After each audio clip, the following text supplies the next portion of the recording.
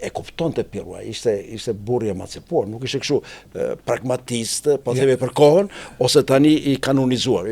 Pirua ishte tolerant. Po, edhe arritëm që të dy në mendimin që filmi më i çliruar, sepse dramaturgjia jonë siç e kishte të përplasur direkt kundërshtarin, do vinte armiku, turku, pushtuesi i poshtë Turku në koncept të shqiptar, jo të atyre që thonë ca nga Kosova. Turku që e ka lënë këtë Shqipëri, aty ku e ka lënë. Aty ku e ka lënë. Pastaj nga Turku erdhi Gjermani, erdhi fashisti.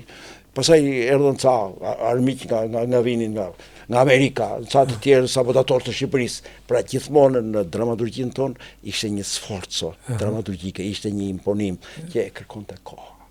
Që të mos e bëje ti ta kërkonte. Ku është armiku? Ku është armiku?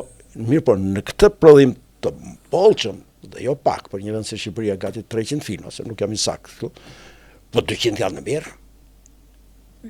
Janë.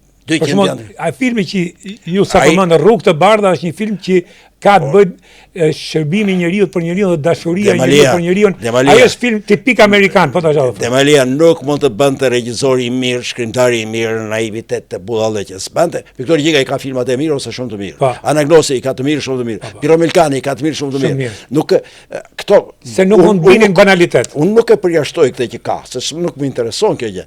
Mua më intereson të them që Kinostudia ka qenë është dhe do të mbetet një nga bazat më të fuqishme të rëndësisë kulturore të kombit tonë. Padyshim.